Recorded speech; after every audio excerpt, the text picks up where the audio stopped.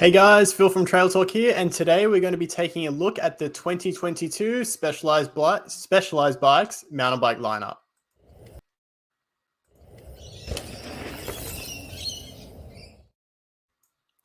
Okay, so let's jump into it, get into it quickly. So Specialized had some cool updates, unlike a lot of the other big brands. Actually, a few of them have been stepping up to the plate as well. Specialized has been doing some really cool things in the past 2 years or so. So let's check out some of the stuff. So we'll go into mountain bikes now. So we'll start off with trail bikes because that's what everyone really wants to see. So we'll go into the Specialized Fuse, which is their more kind of trail hardtail. So we'll go shop all for those. So every price is going to be in Australian as well if you're checking out this kind of stuff like that. So what's really cool about this bike, even at the entry level price point, you're still getting one by drivetrain, dropper post, all that kind of stuff like that. And $2,000, again, a little bit on the expensive side to some of the other bikes out there, but again, you're getting everything that you really want: dropper posts, boost through axles front and rear, one by drivetrain. It's actually a really capable bike. So I rate this one pretty highly. So let's jump into the entry level model. So you're getting, get rid of that. So jump onto the specs here. The Specialized website, always pretty hard to navigate. So getting a decent head angle here, 66 degrees. You're getting some decently short chain stays, 430, size large. What reach are we looking at as well? 460, so decent reach there. Nothing too crazy, but it's going to be pretty fun, especially for a hardtail. The reach will get a little bit bigger when the fork sags as well. So yeah, no, really good bike all around. 74 seat angle as well, so decently roomy there. And then on the fork, you're getting, get back here. This is a terrible website to navigate. So you're getting RockShox Recon on there as well. So half decent fork, nothing crazy, but yeah, decent package, especially for around $2,000. Can't complain too much there. But yeah, definitely if you're looking at them, probably step up to something with a little bit better of a fork if you can. But I don't think the lineup comes up with anything better than the RockShox Recon. We'll double check, but I think that's the best that you're going to get on these bikes. So see if we can get some decent info here. So RockShox 130mm travel, but let's see. It's probably me being not very good at navigating the site, but yeah, so here we go. Jump in. RockShox Recon again. So not the best fork, especially at that kind of price point for the $3,100. So I probably would go with the cheaper models if you're looking at one. Probably that Fuse 27.5 is probably the one to go for if you're looking for value there. And I prefer Shimano drivetrain over SRAM anyway. So that would probably be my pick of the bunch there. So really good fun. I've heard good things about the frame as well for a hardtail, not too, even for an alloy frame, it's not too harsh. So I've heard really good things about it. So if you're looking for a decent hardtail there, I would check it out. So if we're going to give that one a rating, I think you're kind of looking kind of in between that average to good value there. I think it's got a really good frame, but pricing could be a little bit better. But yeah, I think it's going to be a good option if you're looking for kind of a trail hardtail or you're getting into mountain biking and you just want a good hardtail. So moving on now, Stumpjumper, probably the most popular bike in the lineup. So Stumpjumper last year saw a lot of updates. So in the carbon models, actually using flex stays instead of the horse link. So that's going to be a big difference. But they said that I found in the past that the Stumpjumpers, especially with the horse link, their suspension has been pretty active, especially under pedaling. So I've heard good things with this flex stay. They've improved that. But the alloy model actually still comes with the horse link, and it looks like they've increased the anti-squat on that as well. So I've heard it actually pedals a lot better than the old ones too. And you're getting all the updates too with the geometry and stuff like that as well. So we'll jump into the normal Stumpjumper. There is the Evo, but we'll get into that in a minute. So fair few options here. So on the entry-level Stumpjumper alloy, you're getting, let's jump into the specs here. So unlike the carbon models on the alloy one here, you're not getting that internal frame storage. So you are getting that on the carbon models, but on the Stumpjumper Evo alloy, you do get the frame storage. So that's something to note there as well. But we'll jump into the specs.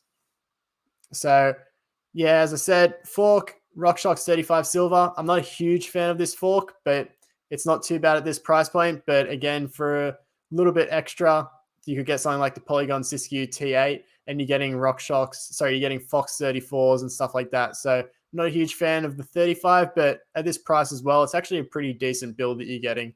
So you're getting 140 millimeters of front travel, and then I believe 130 in the rear. So kind of just your good do-it-all bike. Specialized finishing kit, decent length droppers on all those as well. So you got specialized sizing there. So it's S1, S2, S3, S4, S5, S6. So you're basing your sizing more in reach as opposed to the seat tube dictating that a fair bit as well. So decent spec, not the best, but again, for a specialized bike, you're not usually going to get the best spec for the money, but the geometry is pretty good. So let's see if we can get into the geometry here. If we can. Probably was back in technical specifications. No. Me messing this up as always.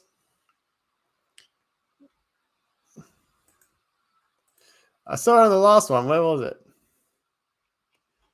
Surely it's going to be easy to find.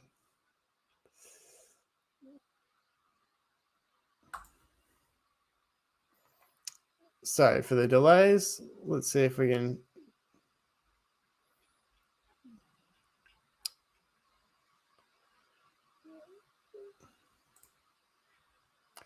No, where is it? Look for chat. Can anyone tell me where the geometry is? Let me know where you can see it, because I feel like it's absolutely missing. Should be in technical specifications, surely. There it is. I went right past it last time. Okay, so let's jump into the specs. So there is a few adjustments that you can do and stuff like that as well. But yeah, let's dig in a little bit more. So 170mm cranks, which is good to see. I'm not a big fan of 175s. Stacks decently high too, not too short, not too low, in a good kind of range that I really like. So on the S4, 475mm reach, 480 in the high, 65 head angle, 65.5. Chain stays, you're getting 444, and then 440. So slightly on the more moderate to long side, but again, not too much to worry about here. And then on the size large, which is the S4 essentially, 1241 in the low and 1237 wheelbase. So it's getting, in terms of a trail bike, they're getting a little bit longer these days. So it's going to be a trail bike that is probably for someone who wants a little bit more stability at speed. But yeah, I think it's a great all-around bike if you're looking for something to just do it all. I think you can't go wrong with the Specialized Stumpjumper.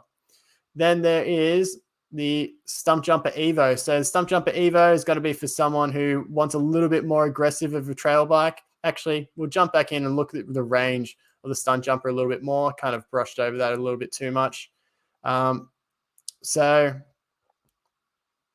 did we go into the Evo or the normal Stumpjumper? There we go.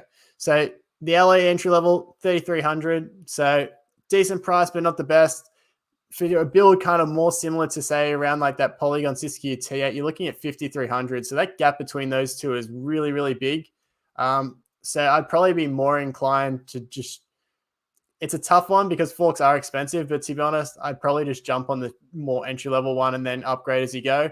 That's a very expensive price to justify for an alley bike spec like that for 5,300. So we're going to have to probably go more onto the average value here. So nothing too crazy. Even a bit meh on that one for 5,300. Not the best, but again, Specialized a little bit more expensive. But yeah, as you're coming up to the carbon builds, you get some pretty cool stuff. Again, pretty expensive, but you get that frame storage and all that kind of stuff like that as well. So it's going to be a good option. So let's jump into the Evo now. So the Evo, as I said, going to be a little bit more aggressive. So for someone who's really pushing it, it's pretty much almost an enduro bike these days, or someone who wants the more stability of an enduro bike, but wants a little bit more playful, a little bit more poppy kind of suspension and that kind of stuff like that. But the entry level of the Evo, you're looking at around, there was the Evo Alley, but I'm not sure if that's out in Australia at the moment. There it is, Evo Elite Alley. So So the Evo Comp Alloy is 5,800. So let's jump in and have a look at that one. So pretty cool colors. I do like the way Specialized bikes look. They look pretty cool. But as I said, you do get that frame storage even on the alloy build. So I think that's pretty cool. So you are getting still SRAM kind of NX drivetrain, which isn't necessarily the best. But you do get half decent suspension as well. So that's pretty good there. But yeah, again, it is pretty pricey what you're getting for the money on these bikes. But I mean, for the adjustability that you can get out of these bikes with the headset as well as the flip chips and all that kind of stuff like that, it's a really flexible bike. So you can really tune it to the way that you want it, which is a really good option if you want something that's super versatile. So 150 millimeters of rear travel, you've got 160 up front, 29er, all that stuff that you want to see. So looking at the suspension, as I said, you've got that Float X, and then you've also got the Fox 36, which is good to see. Drop post, X Fusion Manic, love that drop post. Kodar brakes, NX drivetrain. So you aren't getting the best drivetrain, but at least the suspension is where the money is spent, and you get some half decent brakes there as well. And then jumping into the geometry, slack head angle, 64.5. Again, this all changes a fair bit because of the adjustability. I think Specialized does have a calculator on their website, and you can mess around with the geometry and kind of see where it is if you've done the different headset things as well as the flip chip and stuff like that. But decently steep seat angle, 77. What are you getting in terms of reaches?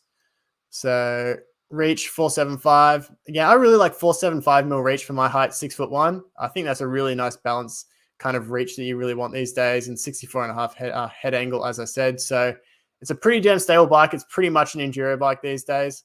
I wouldn't be getting it unless you're doing most of your climbing for the descents. It's getting pretty out there these days. So yeah, I wouldn't get it unless you're pushing pretty hard on the descents. It's going to be kind of more like your common style Meta TR, which is pretty much the TR should be called the AM, and then the AM should be called the Enduro or something like that. But yeah, we'll get into common style not tomorrow, the day after. So we'll jump into the Enduro now. So quick rating on the Stumpjumper Evo. Again, probably pretty average value that you're getting there. Not the best, but again, Specialized, you're going to expect that a fair bit, but the bikes are really good. So I wouldn't be too concerned. If you do want to spend the money on a bike, good quality bike, you can't really go wrong with a Specialized, especially with all the updates they've made.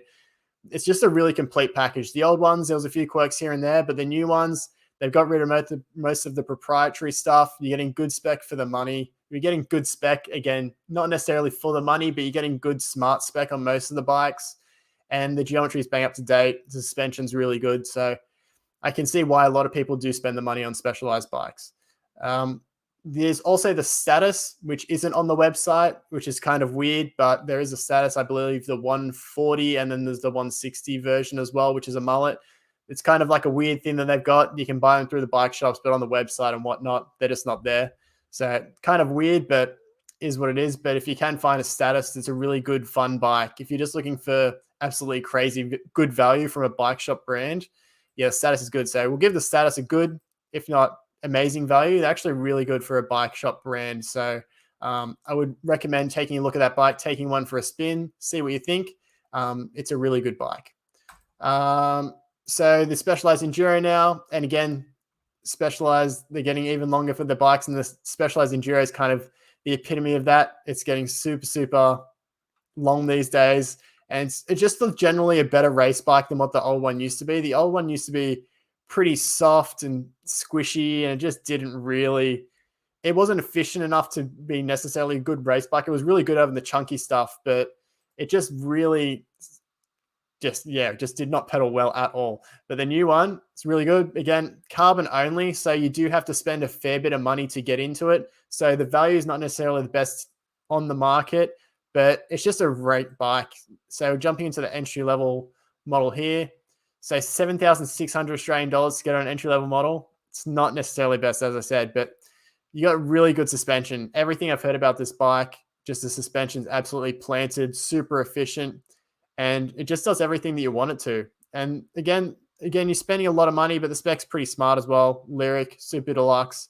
Again, NX drivetrain, which is asking a lot for $7,600, but if you are getting this bike, you're a pinner, you know exactly what you want in terms of a bike. So you're happy to spend the money. And I think it probably is one of the best performing enduro bikes on the market. So if you are after something like that, I would definitely check it out. So looking at the geometry, 63.9 degree head angle, so super slack. Again, the Specialized Stumpjumper Evo, 64.5, so the head angles aren't too different. Slightly longer reach on the Enduros versus the Stumpjumpers, so 487 on the S4, which is equivalent to the large. So you are getting a little bit more roominess there, so a little bit longer of a bike. And then chain stays, 442, so again, on that moderate side, but this bike's about being planted and fast. So yeah, I wouldn't be too concerned about that kind of stuff there. But really smart spec for that kind of NX drivetrain at this price point. But again, you're paying a lot of money. So on the value front, we're going to have to probably give them getting towards a meh in terms of pricing. But the bike, I would give it, the bike itself, if price wasn't a factor, I'd give it amazing. But we're talking about price, kind of average to meh price here. Not the best. So just have a quick look at the other builds. So covering them all.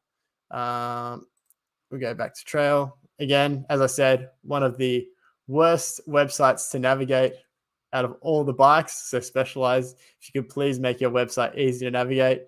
That Marin one yesterday was super easy.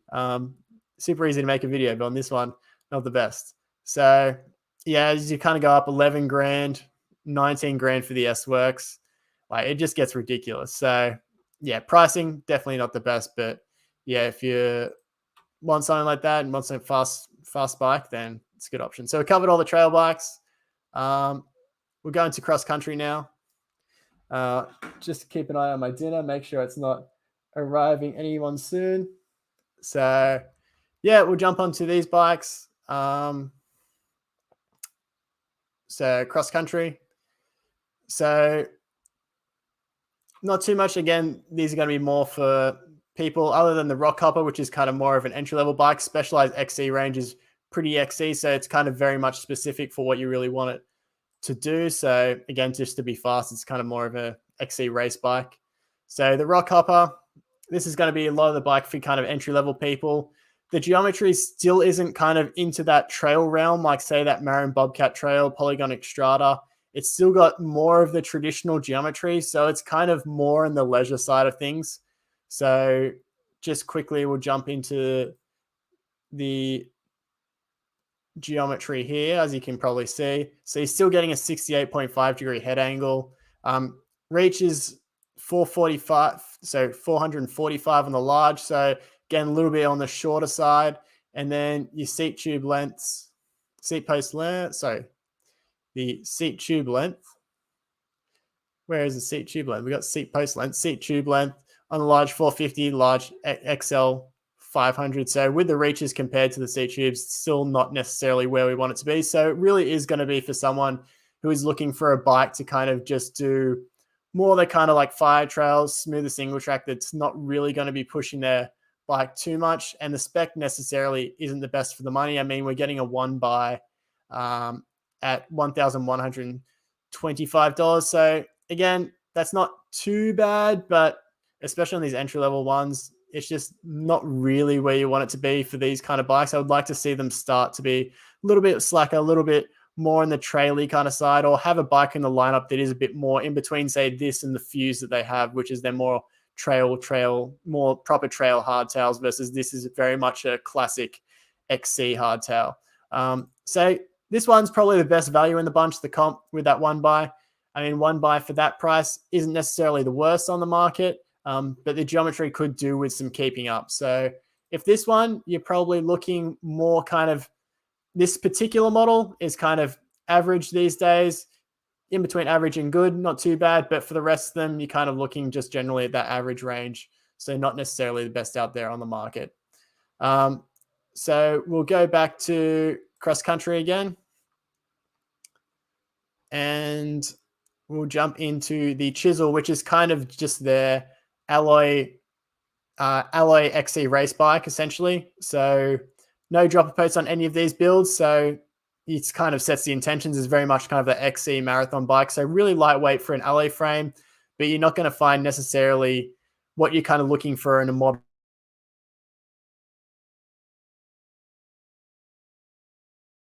here. Just coming soon. So it looks like we're waiting on the 2022 models for these ones. Wait for the internet to load.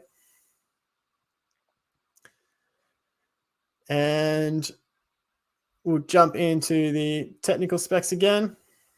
So we'll take a quick look at the specs. So RockShox Duty, you're getting SRAM level T brakes, so very much XC specific brakes there. SRAM SX, so not the best for the price, but again, you're kind of very much traditional XC bike. So 68 head angle, reaches 455, so a little bit longer than that Rockhopper. So a little bit more stable than old XC bike, a little bit more room, so a little bit more confidence there. But it's very much kind of still very much an XC bike. So if you are looking for more of a lightweight marathon kind of style bike and you do prefer an alloy frame, it could be a good option. But wouldn't necessarily be my first pick in these kind of style of bikes. Probably that Marin Team's probably a little bit more my flavor of a bike, a little bit slacker, will be a little bit more fun of a bike on the trails.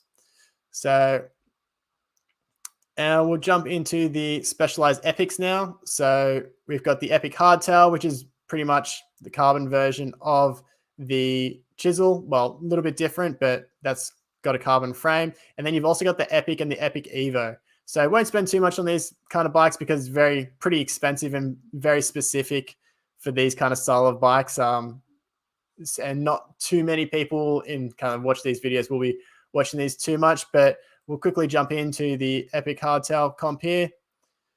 So we'll jump into the geometry, quickly see how close that is to the Chisel. So price-wise, again, Specialized, a little bit more expensive, but 68.5-degree head angle. So very much an XC race bike. So reach pretty similar to that Chisel as well. So nothing too crazy here. Getting 100 mil of travel, so very much an XC race bike there. And then the Epic, you've also got the Epic Evo, which is going to be more of a downcountry bike. So if you are kind of wanting the efficiency of a cross-country bike, but on a little bit more forgiveness, then the Epic Evo might be a good option. And then you've just got the normal Epic. But yeah, we're talking 21 grand for the S-Works. And then the entry-level build for the Epics, you're looking at around 5,500 for the Epic Evo entry-level build, which for a super lightweight bike isn't too bad, especially for you're getting a RockShox. What fork are you getting on there? I think a rebar. So not necessarily the best fork, but you're getting a good frame there. But yeah, not really the best value. So fork, you're getting RockShox rebar. So yeah, not the best there, but again, Specialized. But we'll jump into downhill bikes now. Just quickly, won't be on this for too long, because it's very much going to be a very specific thing. If you're into a downhill bike, you're into a downhill bike. Values kind of out the window when you're talking about downhill bikes, but it's probably one of the best performing downhill bikes on the market. So if you are interested in something super fast, but $8,500, you're going to be spending a fair bit for that bike. So that does well for Loic Bruni. So if you can afford it and you're into racing downhill, it's a good option. But if you can pick up one used, that would probably be a good option there too. So just quickly jump into e-bikes. That kind of rounds everything up. There will be some dirt jump bikes, but not too much to talk about there. So we'll go into e-mountain bikes if they've got that specific thing. Don't need to see those bikes. So you've got a few different options here. So I'm a big fan of the SL bikes. So it's going to be a lighter weight e-bike. Essentially, be back in one sec. Dinner's arrived. 1 second.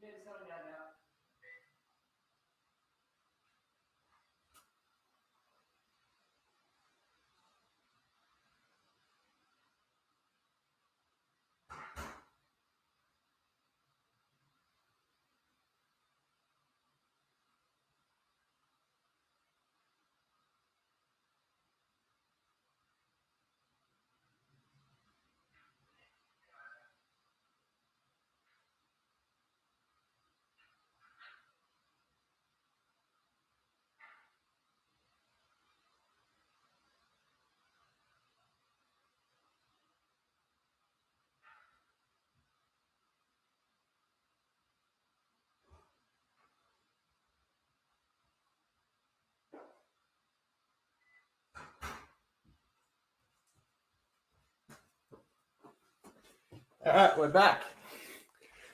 So just quickly jump into the e-bikes. I know probably a lot of you don't necessarily want to know a lot about the e-bikes, but it's worth having a quick chat about them. So the SL bikes, as I said, really affordable. Sorry, not affordable.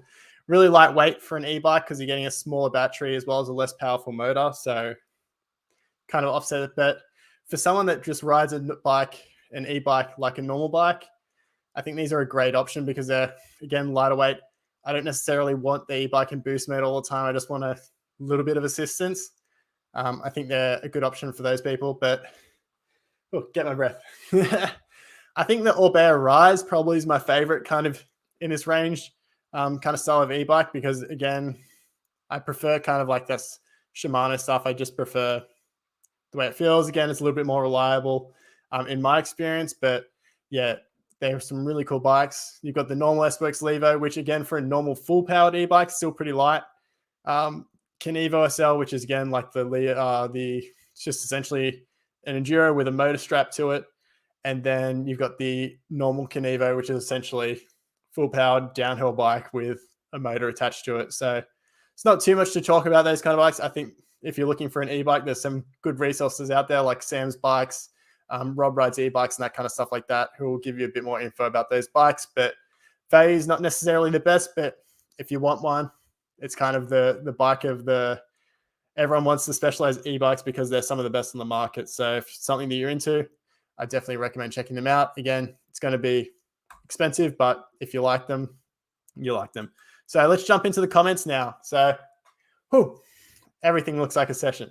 All right, too easy. But yeah, 15K, super expensive. Everything's super expensive. So let's jump into the questions now. We'll quickly jump into some questions and then we will get into them. Okay, so yeah, it's all super expensive. Like that's so yeah, as I said, the status, I will go back to full screen now.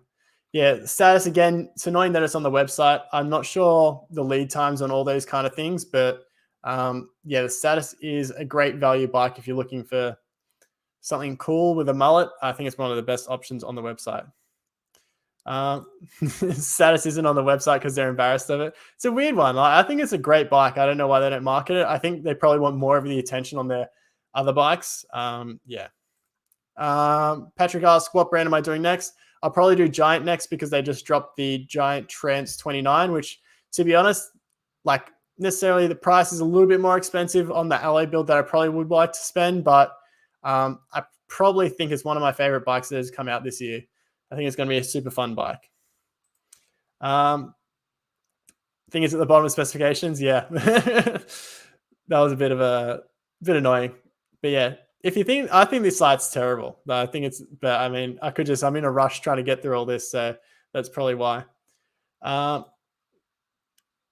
Keen to hit up the Giants. I reckon the Fathom kicks the out of the fuse value wise. Yeah, I think that Fathom is really, really great bike. I think it probably is one of the better value, especially from a shop bought bike. I think the Fathom's probably up there with the best. That and the Merida Big Trail are the two ones that I'm probably keeping my eyes on. Yeah, for the 5300 on that Specialized, yeah, as Leaf said, it's the 4034 Rhythm. So yeah, Alex, as I say, yeah, that 5300 Stumpy is really spec like the T8. Like you do get better brakes and stuff like that, but to be honest, like the price difference between that and the entry level Stumpy, it's a lot to justify. I honestly can't justify it. Yeah. So I think the T8 is definitely a better value bike. But there are some cool things on that Stumpy that the Siskiyou T doesn't have. But yeah, in terms of value, yeah. Yeah, Z-Dog, that TR, that common style motor TR, it's pretty much an enduro bike. You're not wrong. Yeah, but as Alex said, yeah, common style builds everything super aggressive. There are some really aggressive bikes. Z-Dog asks, they don't sell them online. So you can probably get one if you're willing to drive. I think that was in reference to those, what was it? What do we call them? The mullet one, the status. Yeah.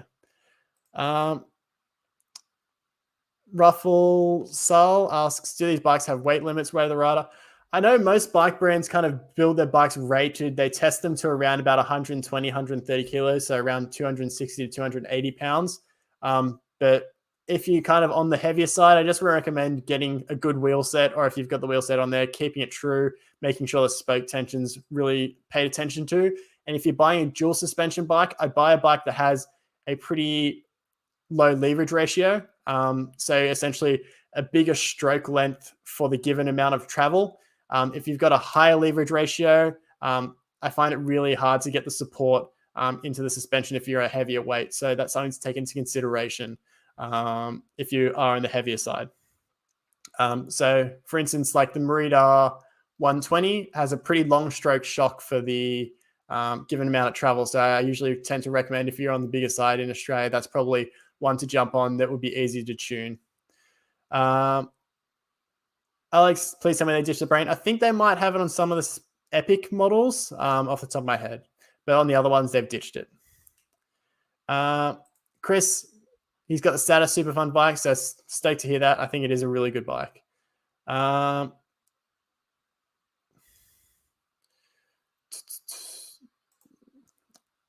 Roth asks, I'd like a fast entry-level enduro bike. I want to ride Daisy Hill. So Daisy Hill, I definitely not recommend an enduro bike. Haven't ridden Karatha, but Daisy Hill is pretty flat. You probably just want a normal trail bike. Hey man, how you going? Thanks for always tuning in. Cutlaps asks, what's for dinner? Got a pizza, but I can always heat it up a little bit later. I'll stay on for around another 10 minutes. Cheeky Macca's. 15K equals affordable. According to Specialized, it does. I think the only people that buy those bikes are dentists, or they've got friends that work in a bike shop, or they work in a bike shop. The Kenevo is just a motorbike. It's pretty much, I mean, for a lot of people, like the Kenevo is just what an e-bike was made for. Like if you're just shuttling, it's just a shuttle like service for yourself, a personal shuttle service. So I think for a lot of people, especially like if you're just riding fire trails to the top to just bomb down descents, then it makes a lot of sense.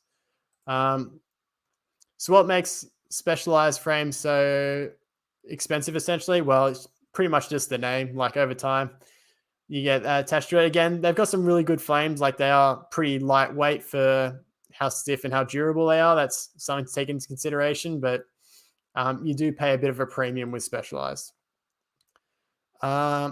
Z-Dog asks, will I be doing a stream on YouTube or Santa Cruz bikes? I'll be trying to do most of the bike brands. So, I mean, we've got 24 days before Christmas. I'm going to try and cover 24 brands. So I'm sure we'll get to special Santa Cruz for sure.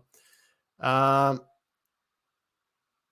what's my opinion on the new Trans X niche? I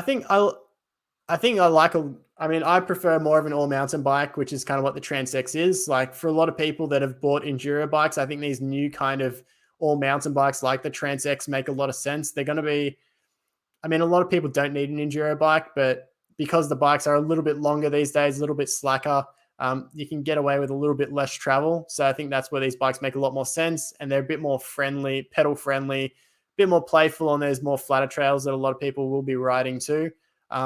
So yeah, it's kind of weird, like especially considering how beefy that the new Trans is that just came out with 120 in the rear and I think 130 up front, but the frame pretty much looks almost like a Trans X frame. It's pretty beefy. It'll be interesting to see riding those back to back to see if there is much difference. But I'd probably just get the shorter travel one for me. But I think for a lot of people, the Trans X is going to be a good option. So really, I think with a lot of people getting all these modern bikes, modern enduro bikes, like they're absolutely super long, they're super slack.